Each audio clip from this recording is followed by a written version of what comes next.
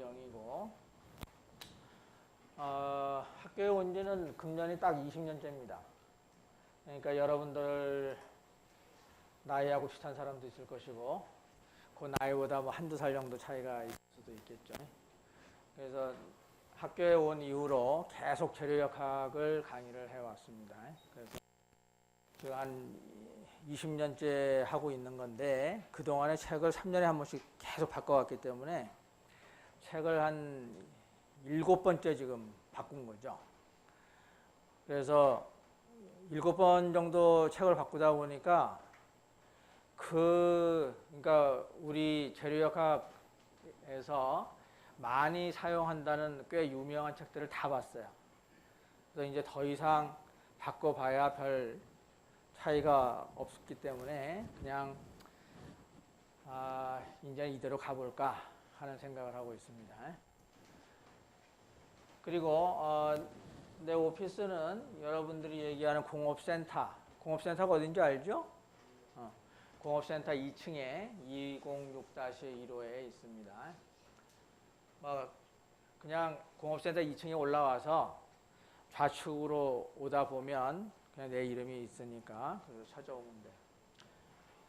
그 다음에 내가 이제 뭘 하는지 잘 모르겠다, 궁금하다 이런 사람은 내 그 홈페이지에 와서 보면 아주 간략하게 뭐 써 있습니다. 여러분들한테 내가 다 문자로 보냈죠? 여러분들 SMS 다 받았죠? 지금 쓰고 있는 사람이 있어서 내가 구태여 쓸 필요가 없다라고 하는 거를. 근데 오늘 별로 갖고 온 사람이 안 보여요. 이게 보나마나 오늘 수업을 안 할 건데 갖고 오면 뭐하냐 이런 생각을 했었겠죠. 뭐 여하튼 그 예측이 맞았으니까 다행이지. 오늘 녹화하는 김에 그냥 확 나가버리면 이제 예상의 차질이 있었겠죠. 자, 그래서 그 홈페이지는 뭐 SSOD인데 SSOD가 뭐냐면 Structural Strength입니다. 그 구조 강도라는 소리예요. 구조 강도. 그 다음에 OD는 뭐냐면 Optimum Design. 그래서 최적 설계. 그래서 구조 강도에 대한 것을 주로 연구를 하면서 그걸 바탕으로 한 최적 설계를 하고 있다. 그래서 SSOD입니다. 뭐 나머지 뒤에 있는 건 다 똑같고. 그 다음에 뭐 이메일은 뭐 어디서나 여러분들이 찾아볼 수 있는 그 주소니까. 뭐 내 이름 이니셜 따다가 SY 한 이렇게 했고 뒤는 다 똑같고 이렇게 되어 있습니다. 그 다음에 이제 오피스 아워는 우리가 수요일 날 수업을 하기 때문에 수요일 날 5시, 수요일 날 5시로 해서 뭐 5시에서부터 6시 그랬는데 뭐 일단 여러분들이 오게 되면 여러분들하고 말 끝날 때까지 합니다. 그러니까 뭐 끝나는 시간에 신경 쓸 필요 없고 시작하는 시간만 신경 쓰면 되는데 오피스 아워를 이렇게 해 놨는데도 불구하고 대부분 오피스 아워에 찾아오는 사람이 없어요. 뭐 여러분들 수업이 또 거기에 걸려 있을 수도 있고 아니면 뭐 여러분들도 공사 다망하죠. 사회생활 하려니까 뭐 여러분들 바쁘고 그래서 가능하면 수업이 끝난 다음에 질문할 사항이 있으면 그때 웬만한 질문을 다 받고 그 다음에 시간이 좀 오래 걸리겠다 이런 사람은 뭐 요 오피스 아워를 이용을 해서 찾아오면 됩니다. 그 다음에 이제 여기 담당 조교는 대학원생 중에 한 명을 어사인을 했습니다. 그래서 이름이 박태도예요. 태도가 굉장히 좋은 학생입니다. 그래서 여러분들 이제 레포트를 내야 되겠죠. 그러니까 이제 레포트에 대한 것을 이제 박태도라고 하는 학생이 채점을 할 겁니다. 근데 뭐 미리 얘기해 주면 또 열심히 안 할 것 같아서 일단은 레포트 그레이딩을 합니다. 그러니까 뭐 그렇게 큰 점수의 할당은 해놓지 않았지만 여하튼 그것도 할 필요는 있고 여러분들 알다시피 레포트를 안 내고 시험을 못 치게 되면 어떻게 봐줄 방법이 없죠. 근데 레포트라도 다 내고 출석이라도 100% 하면 이제 어떻게 하면 얘를 봐줄 수 있을까 하는 그 마음이 조금은 우러나게 되니까 약간 도움은 받을 수 있을 겁니다. 근데 뭐 한 60% 정도밖에 안 하고 있었다. 그러면 가능하면 거기서부터 잘라가지고 학점을 바꿔주겠죠. 그죠? 뭐 그건 어쩔 수 없습니다. 이거 인간적인 면에서 그렇게 안 갈 수가 없죠. 그 다음에 성적 퍼센테이지는 여러분들이 알다시피 우리 기획과는 25%, 35%죠. A가 25%, B가 35%, 그래서 다 해서 60%인데 알다시피 이번에 학교에서 그걸 이제 학교의 그 학점은 조금 더 후해요. 그러니까 A를 30%, B를 40% 이렇게 해서 70%를 하도록 이제 얘기를 하는데 그것은 어디까지나 아무리 잘 줘도 거기까지 주라는 거고 그거보다 덜 주는 것은 상관이 없습니다. 그래서 아직 기획과에서는 그거를 정하지 못했어요. 그래서 여러분들 중간고사 끝나기 전까지 그거를 교수회의를 해가지고 기존에 해왔던 대로 할 것인지 아니면 조금 더 학교에서 요구하는 정도로 키울 것인지는 그건 중간고사 정도 돼 봐야 우리가 결정을 할 것 같습니다. 근데 지금 이 외부에서는 기획과의 학점이 다른 학과보다는 좀 짜다라고 하는 게 이미 알려져 있기 때문에 그것 때문에 우리 졸업생들이 불이익을 받거나 이런 일은 없습니다. 근데 이제 교내에서는 조금 있겠죠. 교내에서는 3.75 이상 뭐 우등생이고 뭐 4.0 이상이 우등생이다 아니 우수생이다 이렇게 했을 때 학점이 조금 거기서는 차이가 있을 수는 있는데 하여간 뭐 여러분들 외부의 성적표가 나갈 때는 거기에 대한 문제는 없습니다. 도리어 우리가 올려놓게 되면 얘네들이 예전에는 그런 대로 학점이 어느 정도면은 학생의 수준이 꽤 좋았었는데 이번에는 더 좋은데도 불구하고 왜 더 떨어지느냐 이제 이런 얘기가 나올 수가 있어요. 그래서 그거에 대해서 이제 우리가 교수들이 좀 면밀하게 그 생각을 좀 해서 결정을 하도록 하겠습니다. 학점이 좋다라고 그래서 그러니까 학점을 후하게 준다라고 해서 꼭 좋은 건 아니거든요. 그리고 여기 조교가 있는 방은 내 바로 앞방입니다. 그러니까 그저 내 방에 와서 나는 조교를 보고 싶었다. 그러면 그 건너편을 보게 되면 됩니다. 그래서 전화번호는 1895예요. 나한테 전화하고 싶다. 1895에다 전화해가지고 나를 바꿔주면 됩니다.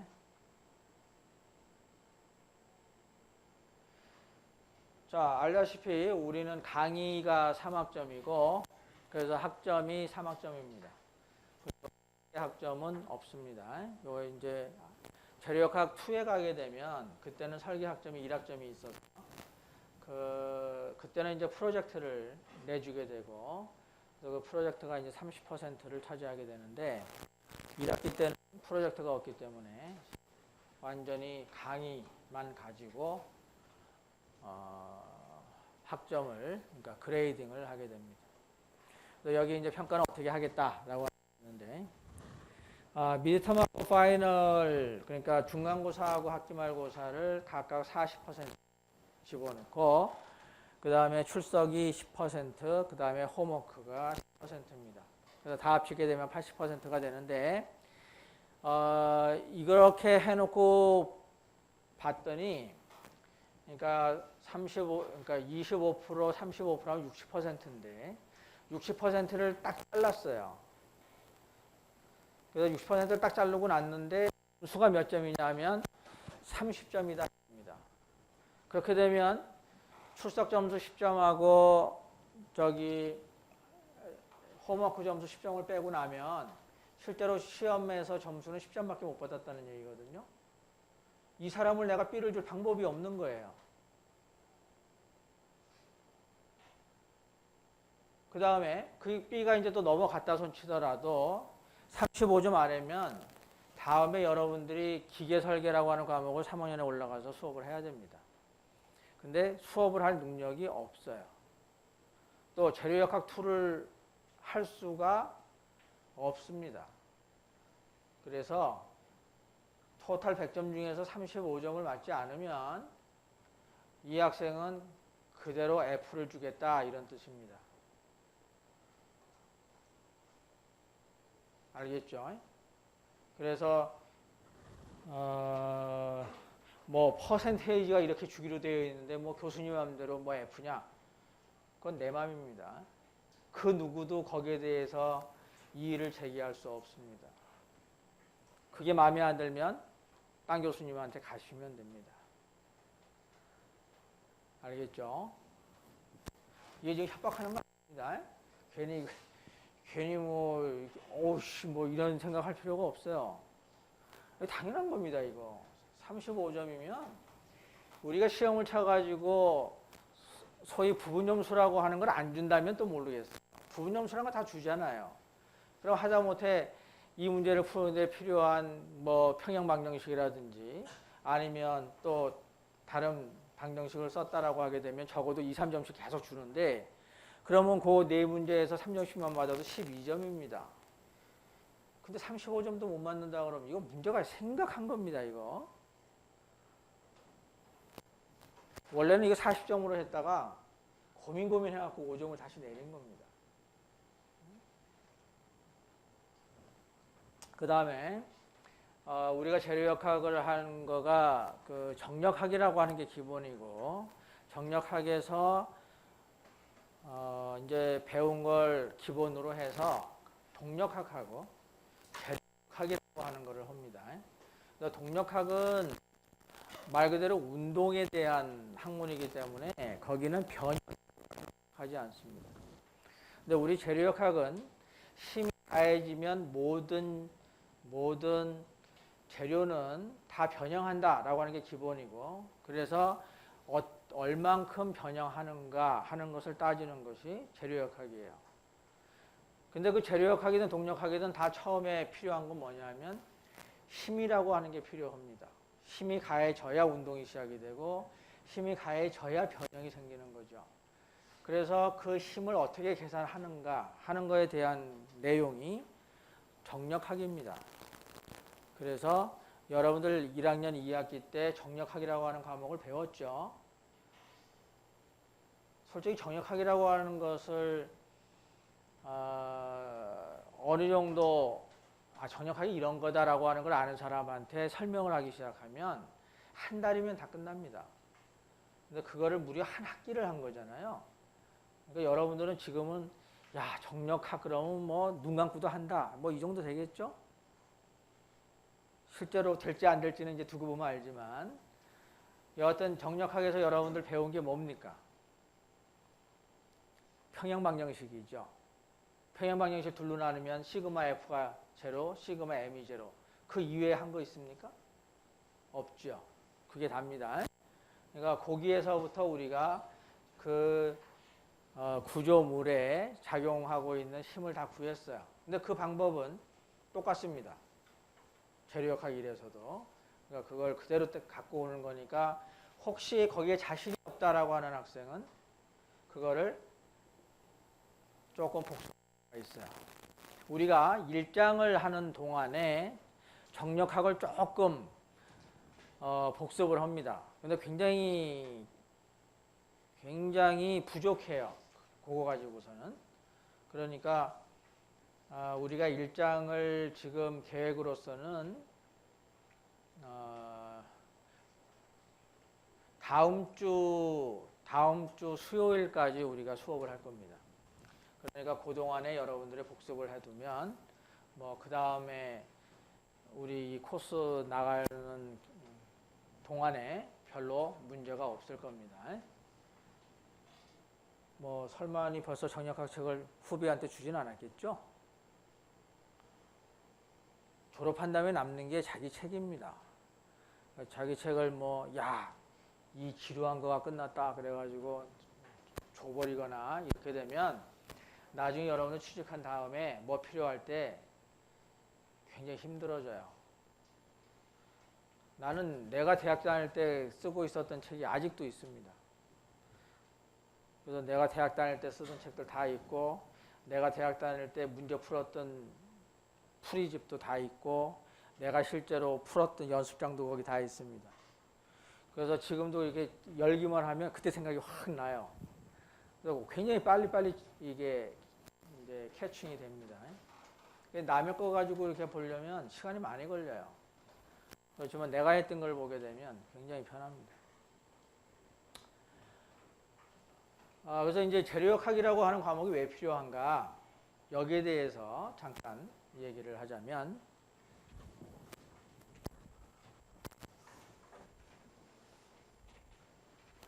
여러분들이 이제 1학년 과정에서 정력학이라고 하는 과목을 했습니다. 그래서 금방 다 설명을 했고, 그 다음에 지금 이제 2학년에 올라왔기 때문에 2학년에서는 재료역학 1하고 2를 합니다. 그래서 우리 코스는 1이고 2학기에 가서 이제 2가 됩니다. 여기 재료역학 1에서는 주로 어떤 내용을 하게 되냐면, 재료역학에도 개념이라고 하는 게 필요합니다. 그래서 재료역학에서 사용하는 기본적인 개념을 1에서 하고, 그거에 대해서 응용되는 부분이 2입니다. 2를 안 한 상태에서는 사실상 기계공학을 해볼 방법이 없고, 그 다음에 2를 하고 나게 되면 웬만한 설계가 가능합니다. 그래서 기계 설계하는 과목이 이제 여기 3학년에 가게 되면 이게 기계 요소 설계인데, 기계 요소 설계의 한 80% 정도가 재료역학입니다. 그러니까 재료역학을 잘 해두면 3학년에 가서 매우 쉽게 공부를 할 수 있다라고 하는 거죠. 그래서 지금 여기에 재료역학 1, 2가 여기 나머지 있는 과목에 아주 밑바탕이 되는 과목입니다. 그리고 그래서 기계공학에서 가장 중요한 역학이에요. 그래서 여러분들 요새 뭐 공무원 시험 보는 사람도 많다는 것을 익히 들었겠지만, 9급, 7급, 5급 이렇게 해가지고 모든 공무원 시험에 필수 과목입니다. 재료역학은. 나머지 역학들은 선택입니다. 그러니까 이게 얼마나 중요한지 알겠죠? 그러니까 딴 과목들은 다 못해도 이 과목은 해야 된다는 겁니다. 솔직히 내가 재료역학 처음 가르칠 때는 뒤에 있는 연습 문제를 다 풀렸었습니다. 한 학기 동안 이 과목 이외에는 공부할 수 있는 시간이 없었죠. 내가 다 버티고 다 해냈습니다. 그 학생들이 요즘에 와서 나한테 결혼 주례를 부탁을 합니다. 그래서 웬일이냐? 기억에 남는 교수가 나밖에 없다는 거죠. 왜? 세상에 그렇게 무지막지하게 가르친 사람이 없다는 거예요. 근데 그 덕에 매우 지금 도움을 많이 받고 있다. 현업에서. 중요했느냐라고 하는 걸 알 수가 있는 거죠. 참고로 얘기하면 거기에서 지금 내가 주례를 3명을 했습니다. 물론 그 이후로는 뭐 별로 없지만, 여하튼. 그 다음에 여기가 뭐겠어요, 이게 기계 재료 학이라고 하는 겁니다. 요거 2학기 때 배우는 거죠. 기계 재료학. 그러니까 요거 우리가 배우는 재료역학 1과 기계 재료학은 굉장히 밀접합니다. 왜냐하면 재료역학이라고 하는 게 결국은 어떤 재료를 썼느냐, 그 재료의 성질은 뭐냐, 그래서 그 성질에 따라서 변형이 바뀌거든요. 그래서 실제로 여기에서는 이제 주로 수학적인 면을 따지게 되지만, 여기에서는 약간 재료공학적인 그런 얘기를 하면서 거기에 아울러서 기계 쪽에서 얘기하는 재료역학, 파괴역학, 뭐 필요해석 뭐 이런 것들을 여기에 덧붙여서 얘기를 합니다. 그래서 뭐 굉장히 밀접한 관계에 있는 과목이고, 그 다음에 이제 3학년에 올라가게 되면 기계요소 설계. 요것은 여러분도 뭐 알겠지만 기계라고 하는 것은 어떤 굉장히 많은 부품들의 조합으로 만들어진 겁니다. 하나의 시스템이죠. 그래서 그 시스템을 전부 조각조각 내게 되면 다 부품으로 나눠집니다. 그 부품이 몇 가지가 없어요. 그래서 그걸 전부 다 분해를 해보게 되면 한 14개 정도로 분해를 해볼 수가 있습니다. 그래서 14개를 돌아가면서 계속해서 그 각각의 부품에 대한 설계를 어떻게 하느냐라고 하는 걸 배우게 되면 결국은 그것들을 다 모아놓게 되면 하나의 기계가 됩니다. 기계 요소라고 하는 게 뭐냐면 기계를 이루고 있는 가장 기본적인 부품이 뭐냐. 그래서 그걸 이제 우리가 요소라고 하고, 그래서 기계 시스템에 들어가는 모든 기본적인 요소를 어떻게 설계를 하는가 하는 거에 대한 것을 가르치는 겁니다. 근데 그거의 대부분은 재료역학적인 지식을 바탕으로 해서 그게 행해진다는 거죠. 그래서 약간 여기에 가갖고 여러분들이 헤매면 이 과목을 가르치는 교수가 매우 욕을 먹습니다. 그러겠죠? 여러분도 아마 그런 거 해봤을 거예요. 공수를 하고 있는데 공수 일을 잘 못한다 그러면 너 도대체 공수를 누구한테 배웠니? 그런 말이 자연적으로 나오잖아요. 그죠? 기계 설계하시는 교수님이 딱 강의를 하는데 야 여기에 외력은 이렇게 계산하지? 그러면서 쫙 하는데 모른다. 그렇게 되면 도대체 누구한테 배웠냐? 이렇게 생각하잖아요. 기계요소 가르치는 교수님이 나보다 더 우수한 교수님이라고 얘기하기는 어렵습니다. 그렇죠? 내가 2학년 과목을 가르친다고 해서 3학년 과목 못 가르칠 아무 이유가 없고, 다만 전공이 내 전공하고 매우 유사하기 때문에 내가 이걸 하고 있는 거죠. 아, 그냥 딱딱하다. 내가 굉장히 딱딱하죠? 그냥 얼굴이 완전히 굳어있네. 자, 그 다음에 여기가 Finite Element Method는 유한요소법이에요. 어디에서 사용하는 건지 뭐 대부분 알겠지만, 그 9시 뉴스에 보게 되면 우리 그 자동차 안전성을 얘기할 때 왜 그러니까 어디 차가 충돌을 했을 때 승객이 안전하냐, 승객이 안전하지 않느냐, 이런 거를 이제 어떻게 평가하느냐라고 하는 그 이제 뉴스가 나오잖아요. 거기 보면 차에다가 더미를 앉히고 거기다 센서를 쫙 박은 다음에 그 다음에 그 차체는 어떻게 합니까? 차체는 선을 다 거놓죠. 가로 세로로 쫙 전부 다 이렇게 모는 종이처럼 이렇게 금을 다 거놨잖아요. 그걸 보통 우리가 그리드라고 하는 건데 격자를 그렇게 그려놓은 거죠. 그 다음에 이제 가고 딱 때리고 나서 이제 가속도계가 어떻게 측정을 하느냐에 따라서 충격량이 된다. 이걸 이제 찾아내는데 그 차를 하나 이렇게 박아놓으면 최소한 얼마가 없어지는 거예요. 3천만 원짜리 차면 3천만 원 없어진 거죠. 한번 박아놓고 뭐 폐차시켜야지 다 했을 수는 없잖아요. 근데 예전에는 처음에 그 차를 만들 때 어떻게 했느냐 하면 손으로 먼저 만들었죠. 수공으로 해갖고 차를 만든 다음에 그거를 테스트를 해봐서 아 안전하다. 그럼 그 다음에 양산체제로 들어갔어요. 그때 수공으로 해갖고 차를 만들면 얼마가 들 거예요? 최소한 억이라고 하는 숫자의 돈이 듭니다. 테스트도 적어도 30번 이상을 해줘야 됩니다. 30억이란 돈이 그냥 날아가는 돈이죠. 그런데 이거를 유한요소법으로 해갖고 뉴메리칼로 충돌 해석을 딱 하게 되면 뭐 프로그램 하는 그 가격, 그 다음에 거기에 들어가는 소위 수고비 요 정도만 됩니다. 그 다음에 컴퓨터 한 대 있으면 되고 그 정도면은 그 30억이라는 돈을 대체할 수 있다는 거죠. 그래서 요즘에 와서는 그런 거 안 합니다.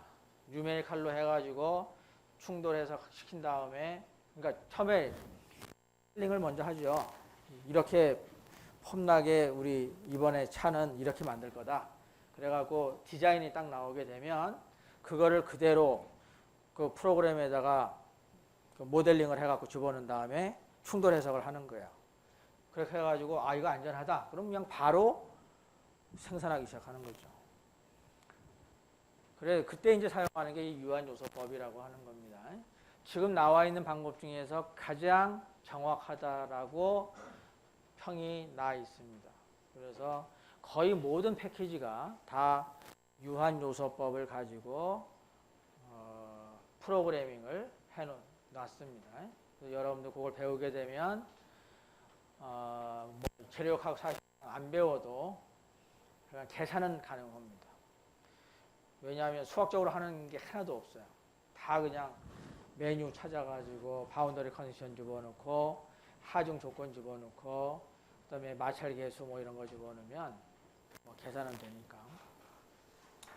그다음에 이제 옵티멈 디자인 이게 이제 최적 설계죠. 최적 설계는 어느 분야나 다 최적 설계를 합니다. 요즘에 와서는. 그래서 유체 분야가 됐든 열공학 분야가 됐든 동력학 분야가 됐든 뭐 다 최적 설계를 해요. 왜냐하면 날이 갈수록 정확해지고 그래서 날이 갈수록 생산비를 줄이려고 하는 게 목적입니다. 여러분들 제일 많이 들어보는 건 뭐냐면 자동차 연비가 지금 굉장히 문제가 되죠. 자동차의 연비는 결국 뭐하고 연관이 되어 있겠어요? 자동차의 중량하고 문제가 되어 있죠. 그래서 자동차의 중량을 줄이면 줄일수록 연비는 좋아질 수밖에 없는 거죠. 그래서 예전에 무게나 뭐 1.2kg나 별 차이 없다라고 생각을 해서 썼던 것들이 지금에 와서는 그 200g이라도 줄여야 된다라고 하는 게 지금 이 산업체에서는 그게 굉장히 중요한 이슈가 되어 있습니다. 그래서 예전에는 CAE를 한다 그렇게 되면 다 CAE가 뭐죠? 컴퓨터 에디드 엔지니어링. 그래서 다 이제 뉴메리컬로 해서 계산하는 걸 얘기하는 건데 그쪽에서 대부분은 구조 해석을 했어요. 그래서 강도와 그다음에 변형이 어떻게 되는가 이런 걸 주로 계산을 했는데 요즘에 그걸 했었던 팀들이 대부분 다 최적 설계 쪽으로 옮겨와서 요즘에 무슨 하간 됐든 학교가 됐든 프로젝트를 한다 하게 되면 대부분 다 최적 설계는 필수로 들어가 있습니다. 이거 하게 되면 취직하는데 굉장히 도움이 많이 돼요. 그 다음에 이제 요거까지 끝나게 되면 4학년에 올라가서 캡스톤 디자인이라고 하는 걸 하게 되는데 이것은 종합 설계죠.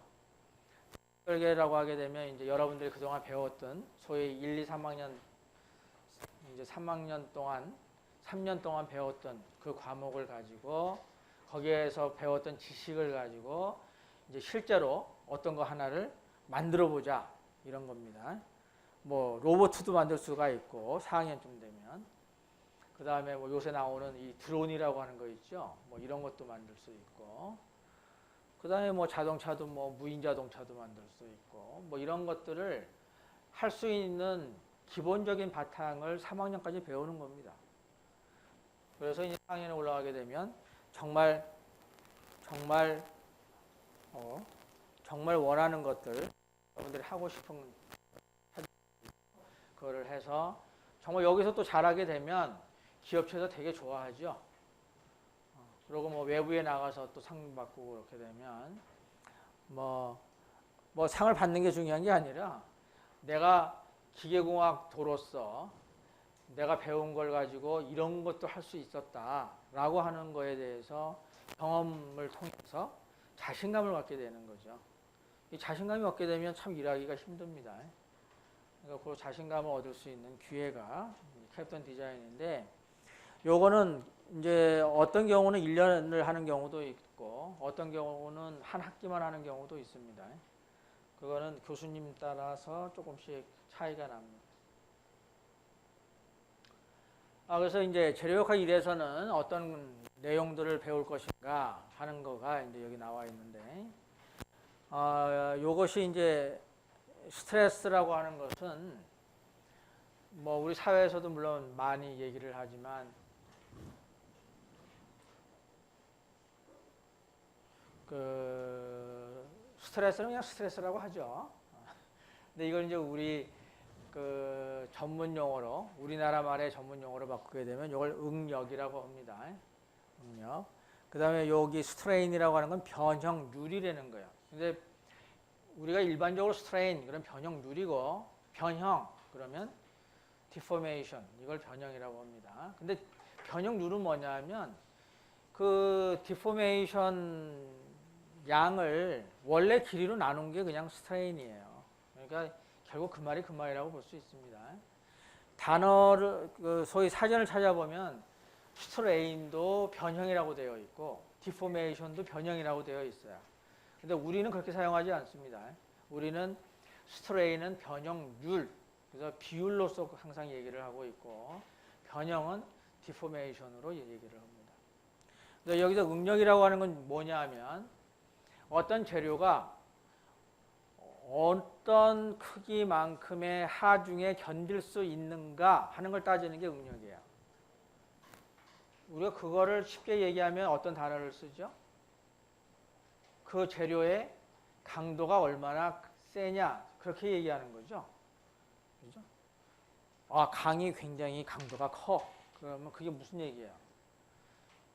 단위 면적당의 외력을 견디는 그 정도가 다른 재료에 비해서 크다는 거죠. 그래서 우리가 강도라고 하는 것은 바로 무엇을 얘기하고 있느냐 하면 응력을 얘기하고 있는 겁니다. 강도라고 하는 것은. 그러면 강도 말고 변형에 대해서 얼만큼 저항력이 크냐라고 하는 말도 할 수 있겠죠. 변형이라고 하는 것은 우리가 강성이라고 얘기를 합니다. 강성. 강성. 그래서 이제 한자로 얘기하게 되면 이렇게 씁니다. 이렇게 강자를. 그 다음에 이제 성자는 뭐 성질 성자를 쓰면 되는 거죠. 그럼 아까 얘기하는 강도는 어떻게 쓰느냐 하면 아까 쓰는 강도는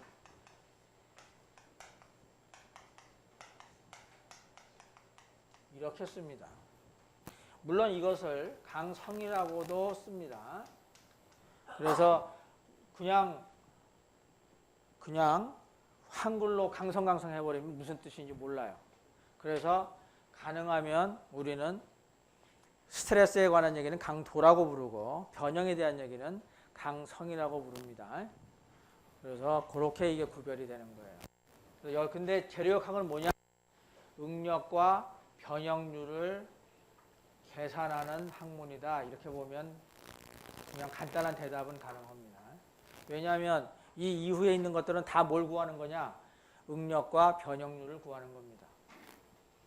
그래서 1장하고 2장에서 응력이 뭐냐, 변형률이 뭐냐라고 하는 데피니션만 설명을 하고 있는 거예요. 그래서 데피니션이 다 끝나고 나면 실제 문제는 이제 4장, 5장, 6장에 가서 그 개념을 어떻게 적용하는가 하는 거에 대한 얘기를 하는 겁니다.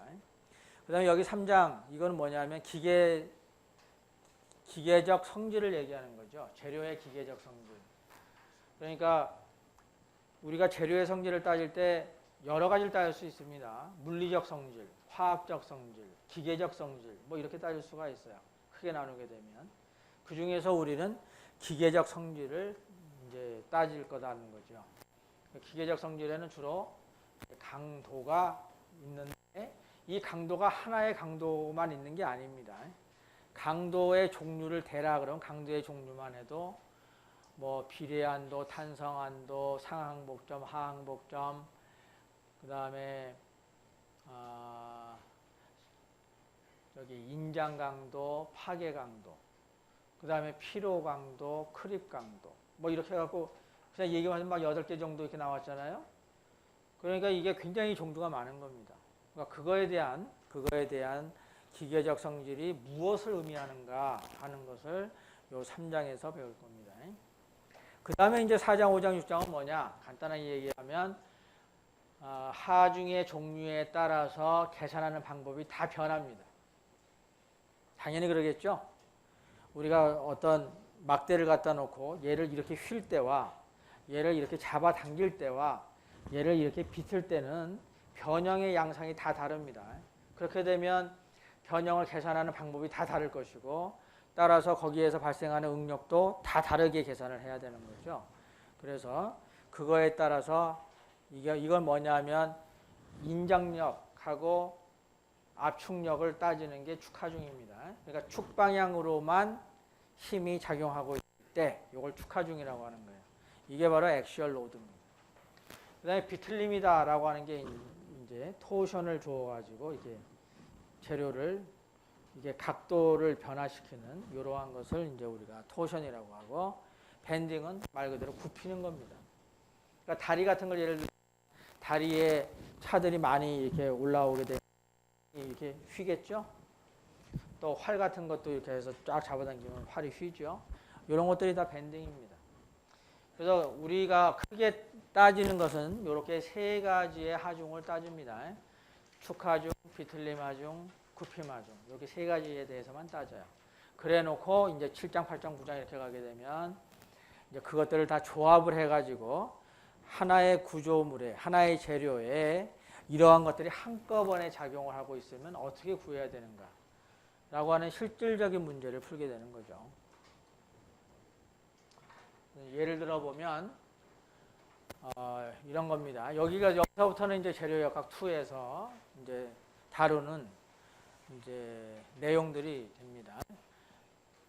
여기서 이제 7장 같은 것은 이걸 횡전단이라고 합니다. 횡전단. 무슨 뜻이냐면 우리가 이제 요렇게 힘이 가해졌다라고 이렇게 보게 되면 여기를 잘라서 요 면에 어떤 힘이 작용하고 있는가라고 하는 걸 계산을 해보면 어떻게 계산했어요? 이거를 잘라내 가지고 프리바디 다이어그램을 그리죠.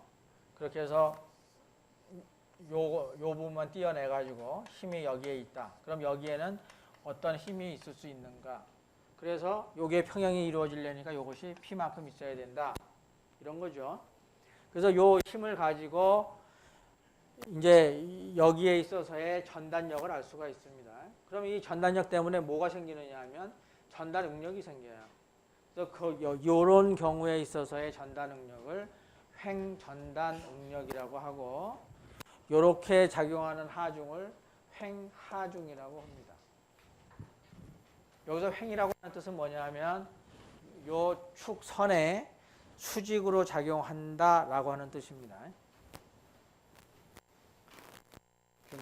이게 굉장히 중요한 얘기들이에요. 왜냐하면 이게 지금 여러분하고 나하고 지금 약속을 해가는 상황이거든요. 내가 트랜스버스 그러면 축에 수직으로 지금 힘이 걸리고 있나 보다 라고 하는 걸 알아야 된다는 거죠. 자, 그 다음에 이제 컴바인드 로딩이라고 하는 건 뭐냐면 복합 하중이라는 거예요. 뭐겠어요? 아까 얘기했었던 축하중, 토션, 밴딩이 한꺼번에 작용하고 있을 때, 그때 이제 우리가 컴바인드 로딩이다 이렇게 얘기를 합니다. 그래서 여기에 있어서의 스트레스와 그 다음에 스트레인을 구하는 거죠. 그 다음에 이제 스트레스 트랜스포메이션, 스트레인 트랜스포메이션, 이건 뭐냐면 이걸 이해를 잘 할 수 있을는지 모르겠는데, 이제 여기에 있어서의 어떤 요소를 띄어내 가지고 생각을 하게 되면 이제 우리가 좌표축을 이런 식으로 이제 세우게 됩니다. 이렇게 세워놓고 이러한 좌표계에서 여기에 작용하는 응력은 얼마다, 여기에 작용하는 응력은 얼마다, 이걸 계산을 할 거예요. 그런데 이게 이 좌표축이 로테이션을 하게 되면 이 요소도 로테이션 되는 좌표축의 수직한 방향으로 얘가 이제 돌아가 줘야 수직 응력과 전단 응력을 우리가 구분을 할 수가 있습니다. 그래서 요게 이렇게 돌아가게 되면 이걸 구태여 측정을 한다거나 이러지 말고 수학적으로 어떻게 계산해낼 수 있는가, 이거를 다루는 게 이거예요. 그래서 변환이라고 하는 것은 소위 좌표가 변환됨에 따라서 응력은 어떻게 변하게 되는가 하는 것을 따지는 게 이게 스트레스 트랜스포메이션입니다. 마찬가지로 스트레인도 좌표축이 바뀌게 되면 스트레인도 바뀌게 되는 거죠. 그 다음에 이제 11장은 보의 설계, 보를 어떻게 설계할 것인가. 실제로 이제 뭐 이 정도 하게 되면 웬만한 축 설계가 이제 이루어집니다. 그래서 이 보라고 하는 것과 축이라고 하는 것은 매우 밀접해요. 그래서 원래 축이라고 하는 것은 토션을 전달하는, 토션에 의해서 이제 계산하는 부분이 있고, 그다음에 밴딩도 마찬가지로 축이라고 하는 게 이렇게 있으면 축을 고정을 해줘야 되겠죠, 그죠? 그 축을 고정을 해주려면 이제 베어링 같은 걸로 이제 하고, 아니면 사실상 이 바퀴에서부터 나와가지고 그 차축을 이렇게 지탱을 하잖아요. 거기에서 이 차축이 바로 밴딩이 되는 거죠. 그래서 그거에 대한 그 밴딩에 의해서 어떻게 이제 우리가 설계를 할 거냐, 이런 내용이고, 이 설계를 할 때 여기의 설계는 응력에 의한 설계만 합니다. 여기에서는. 그 다음에 요거에서 디플렉션이라고 하는 게 변형이니까 요걸 배운 다음에는 이제 변형에 대한 소위 이거죠. 강성 설계를 하게 되는 겁니다. 그래서 모든 설계는 다 두 가지로 이루어집니다. 어떤 설계하고 어떤 설계겠어요? 강도 설계와 강성 설계, 이 두 가지가 다 이루어져야 됩니다. 그래서 양쪽을 다 만족시키는 설계를 해야 되는 거죠. 이제 13 여기는 버클링인데, 이 버클링이라고 하는 것은 굉장히 또 내용이 달라지는 겁니다. 뭐냐면 여러분들이 깡통을 많이 보잖아요. 뭐 영어로 하는 게 더 좋겠나? 약간 캔이라고 하죠. 그 캔을 우리가 마신 다음에 버리게 되면 부피가 굉장히 크죠. 그래서 그 부피를 줄이려고 하면 어떻게 해야 돼? 눌러야죠. 그 누르게 되면 갑자기 찌그러지는 현상이 나타나잖아요. 그거를 좌굴이라고 합니다. 또 여러분들 플라스틱 자를 가지고 아마 연습을 많이 해봤을 텐데, 플라스틱 자가 있으면 이 자를 이런 데다 세워놓고, 이렇게 세워놓고 이걸 누르고 있으면 어떻게 돼요? 처음에는 가만히 있다가 어느 정도 힘이 더 가해지게 되면 얘가 갑자기 탁 휘죠. 이걸 좌굴이라고 합니다.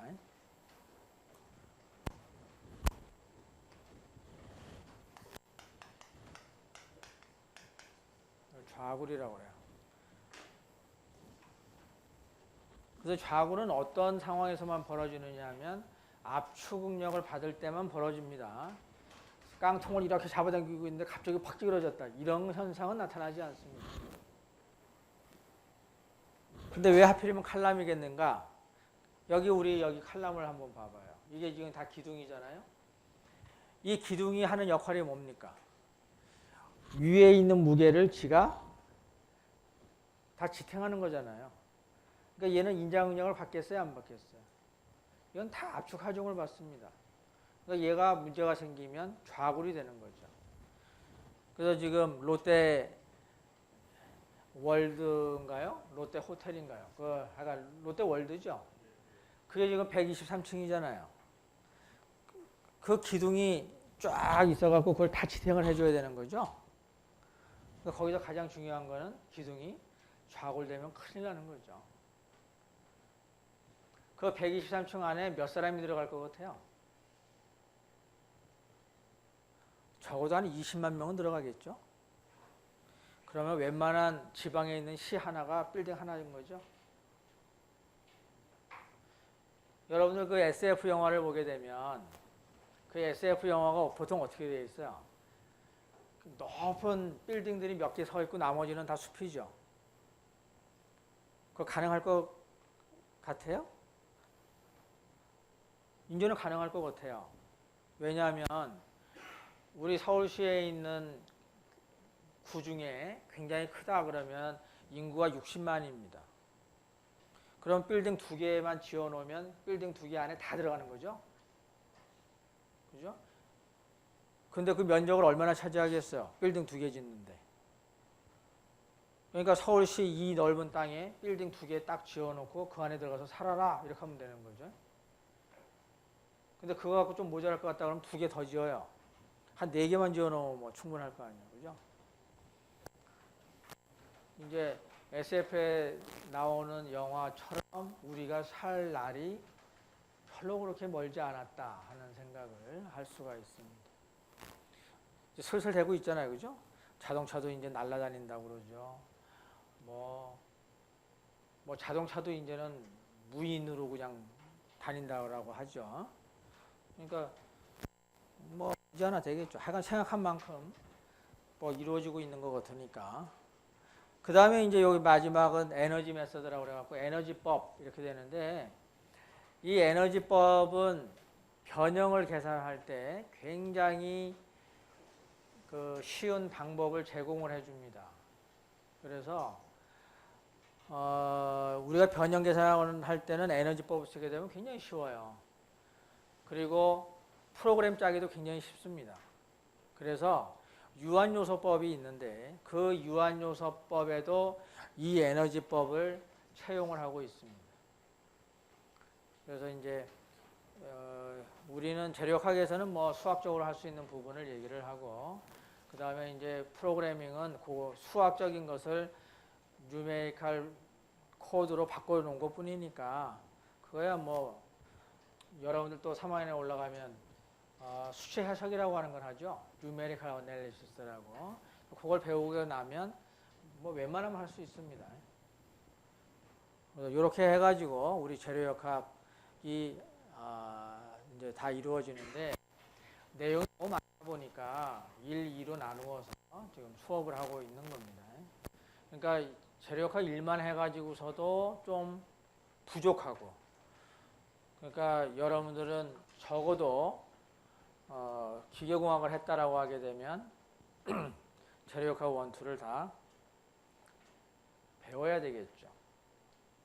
아까도 얘기했지만 재료역학은 필수 과목이기 때문에 뭐 다른 것들이야 뭐 1만 들어도 되겠지만 이것은 꼭 2까지 다 들어줘야 됩니다. 자, 그래서 여기까지가 이제 그러니까 재료역학에 대한 일반적인 설명이었고, 다음 시간서 1장을 들어갑니다. 능력이라고 하는 거에 대한 정의하고, 그 다음에 간단한 문제들을 연습을 해서 능력에 대한 개념을 여러분들한테 이제 소개를 PPT보다 만들어져 있고, 그래서 처음에 이제 목적을 이렇게 얘기를 하는데, 이게 뭐냐 하면 우리가 1장에서 어떤 것들을 하겠다라고 하는 거에 대한 것을 먼저 얘기를 해주는 부분입니다. 그 다음에는 뭐 그냥 그 다음서부터는 계속 설명을 쭉 하고, 그 다음에 중간중간에 가서 이러한 그 이그젠플 문제를 풀어가지고 앞에서 했던 것을 어떻게 적용할 수가 있다라고 하는 것을 이제 설명을 나가면서 할 겁니다.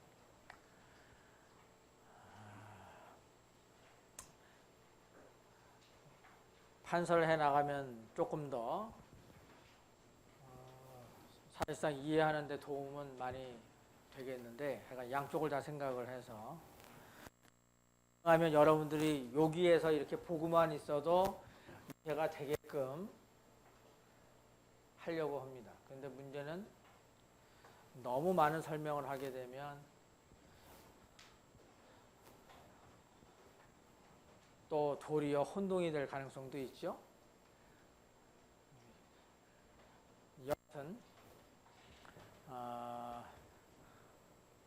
여하튼 여러분들이 만약에 이해가 안 된다면, 여러분들 뭐 수업을 한다면 이해가 안 되면 뭐 별도로 내가 다시 뭐 설명을 하는 방법도 있습니다.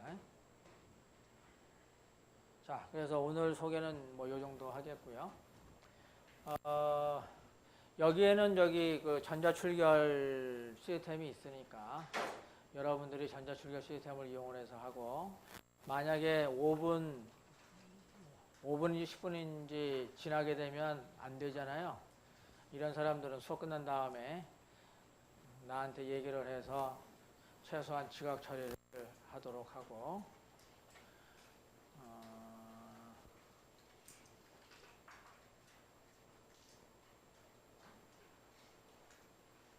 뭐 혹시 질문 있으면 하세요.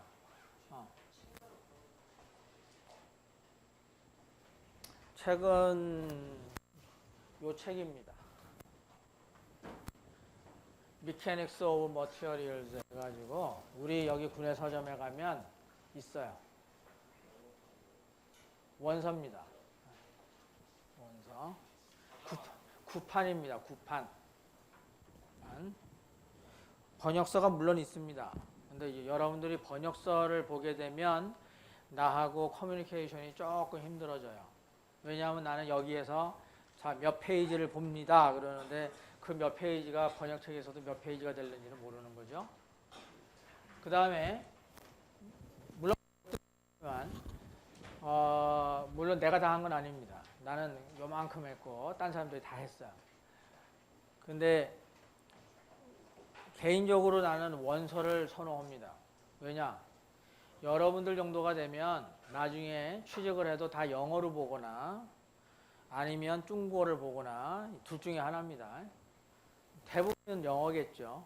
그런데 우리가 여기에서 사용하는 용어들은 다 전문 용어입니다. 그러니까 외국 사람하고 만나가지고 이 단어만 얘기하게 되면 서로 소통이 돼야 돼요. 근데 이 단어를 모르게 되면 소통이 안 됩니다. 그래서 여러분들이 뭐 원한다면 이런 얘기 안 하겠지만 이 정도면 원서를 충분히 읽는 능력이 있다고 생각을 합니다. 그래서 여러분들은 최소한 여기에서 사용하는 용어들은 자유자재로 사용할 수 있어야 돼요. 그래서 좀 처음에는 어렵겠지만 이거를 꾸준히 해서 한 서너 달 정도 가게 되면 우리 말 하듯이 우리 말 읽듯이 그렇게 가능합니다. 그러니까 원서를 주로 사용을 하고 하다가 영 공부하는데 너무 지장이 많다 하게 되면 그 번역서를 살 필요가 없어요. 그냥 서점에 가서 읽으면 됩니다. 그죠? 책 두 권 사면 손해잖아요. 아무거나 하나만 해서 하는데 수업을 따라가려면 원서를 하는 게 좋겠죠.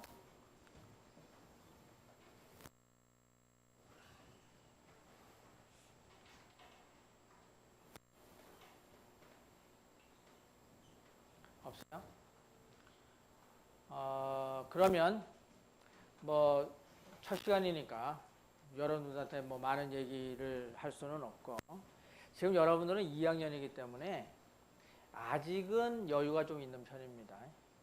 3학년이 되게 되면 여러분들 코스워크 하는 것만 해도 굉장한 시간적인 압박을 받게 돼요.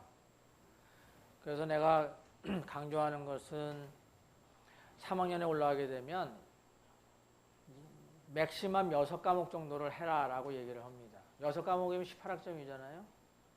21학점을 하게 되면 굉장히 힘듭니다. 근데 2학년은 21학점 해도 괜찮아요. 그래도 여유가 있습니다.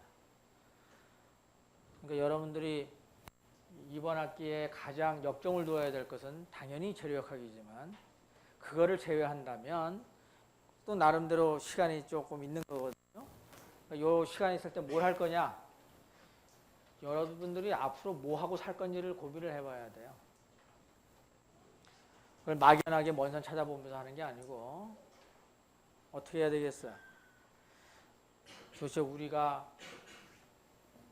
그러니까 여러분들이 갈 수 있는, 여러분들이 할 수 있는 게 어떤 분야인가? 그래서 그 분야에 대한 것들을 책을 좀 읽고 그 다음에 뭐 공학자들이 또 쓴 책들도 많이 있잖아요.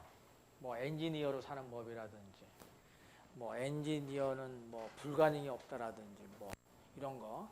그래서 그런 거 책을 쭉 읽어가면서 나는 내 적성을 볼 때 공무원 쪽으로 가는 게 좋겠다라든지 아니다 나는 역시 사업이 내 체질이다 라고 하든가 아니면 역시 난 교수밖에 할 일이 없다 뭐 이렇게 생각이 가든가 뭐 이렇게 해서 목표를 정해야 돼요. 근데 목표를 뭐 꼭 2학년 때 정하라는 것은 아니고 2학년에서 쭉 그런 책들을 이렇게 봐가면서 한 3학년쯤 되면 그거 정해 줘야 됩니다.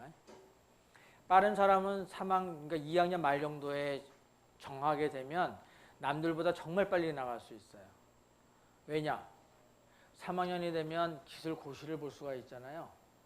그러니까 기술고시를 보려면 적어도 2학년 내는 나 이거 기술고시 공부해야 되겠다. 이런 생각을 해줘야 3학년 때 붙을 수가 있습니다.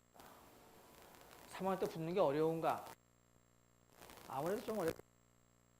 그래도 붙는 사람이 있습니다. 행정고시 3학년에 붙는 것이나 기술고시 3학년에 붙는 것이나 다를 점이 하나도 없어요.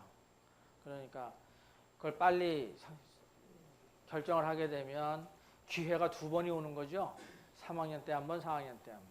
늦게 잡으면 4학년 때 한 번, 휴학하면서 한 번. 이렇게 됩니다. 그럼 휴학하게 되면 이래저래 뭐 시간이 가는 거니까 별로 바람직하진 않죠. 그래서 일단은 아무리 늦어도 3학년 2학기 정도에는 자기의 학기를 자기가 정해야 된다는 거예요. 그래야 남들보다 조금이라도 앞설 수 있다. 물론 뭐 여러분들은 다 리더니까 뭐 가만히 있어도 물론 리더는 되는데 훌륭한 리더가 돼야 되겠죠. 또 고생하면서 뭐 어디 가는 게 아니라 나는 여기를 가고 싶다 그랬을 때 바로 갈 수 있는 그런 역량을 갖춰야 되는 거죠. 그래서 하는 얘기고, 그 다음에 여러분도 알다시피 요즘에 영어가 굉장히 리콰이어로 지금 들어오고 있잖아요. 그래서 우리도 지금 나만 해도 재료역학 2는 영어로 합니다. 내 영어가 얼마나 대단하겠어요. 나도 영어가 하기 싫고 여러분들처럼 나는 수학이나 물리가 좋다 이래갖고 여기 왔는데 결국에 하다 보니까 이제는 영어로 강의를 해라 여기까지 와서 그걸 안 하겠다고 미루다가 이제야 이제 어쩔 수 없어서 한 3년 전서부터 하고 있습니다. 물론 아직도 영어가 시원치 않은데 여하튼 용해요. 그 시원치 않은 영어를 듣고 그래도 뭐 해내는 거 보면 용하긴 한데 여하튼 그래서 이 OCW도 영어 강좌를 하기에는 내가 너무나도 부담이 가기 때문에 그래서 1학기 때를 택한 겁니다. 그래야 여러분들하고 이게 어느 정도 부드러운 분위기에서 이게 갈 수가 있어서 그렇게 한 겁니다. 영어가 굉장히 중요해요. 그래서 무슨 공사 같은 공기업 같은 데 들어가려면 영어 성적이 굉장히 높아야 되고 일반 기업체를 간다면 그게 조금 낮아도 되죠. 그래서 뭐 보통 얘기는 한 750 정도 된다 뭐 이렇게 얘기하고 그 다음에 공기업 같은 경우에는 뭐 한 850 정도 뭐 이 정도는 돼야 된다고 해요. 근데 물론 들어갈 때도 물론 그렇지만 문제는 들어가서도 문제입니다. 들어가서도 승진 시험을 볼 때에 이게 또 다 영어로 해요. 그래서 3년에 한 번씩 시험을 칩니다. 3년에 한 번씩. 거기서 통과를 못하게 되면 승진이 안 되는 거예요. 못한 죄로 이게 굉장한 애로사항이 발생을 합니다. 그러면 어떻게 하겠어요? 시간이 있는 대로 영어를 해야 되겠죠. 그래서 내가 아주 기막힌 방법을 하나 들었는데 뭐냐면 여러분들이 대부분 다 출퇴근이래. 등하교를 하죠. 그러니까 등교하고 하교할 적에 보통 몇 분 정도 걸려요? 대략 잡으면 뭐 한 40분, 50분 이 정도는 걸리죠. 그러면 양쪽으로 하게 되면 120분 되잖아요. 그러니까 거기에서 한 20분 정도씩만 등교할 때 20분, 하교할 때 20분 정도 요렇게 매일매일 영어를 하고 있으면 영어 성적이 엄청 올라간답니다. 안 해봐도 알겠죠. 그렇고 해봐야 하는 건 아니죠. 근데 우리 교수님들 중에서도 그렇게 하고 계시는 분이 계세요. 뭐를? 중국어를. 뭐 영어는 그런 대로 읽을 수 있고 말할 수 있고 그런데 이제는 또 제2외국어를 해야 되는 시기가 왔기 때문에 이제 제2외국어는 스페니쉬 아니면 중국어죠. 영어는 이제 뭐 누구나 다 해야 되는 게 됐고 그러니까 일단은 여러분들은 영어가 먼저일 것이고 먼저 하고 그 다음에 또 어느 정도 되면 또 중국어나 스페인어나 이런 쪽으로 또 가서 하고 근데 역시 시장은 중국 시장이 크기 때문에 중국으로 가는 게 좋을 것 같은 생각은 듭니다. 그렇게 해서 영어 공부도 충실해 나가면서 내가 뭘 하면서 살아야 되느냐라고 하는, 이렇게 얘기하면 좀 수준이 떨어지잖아요.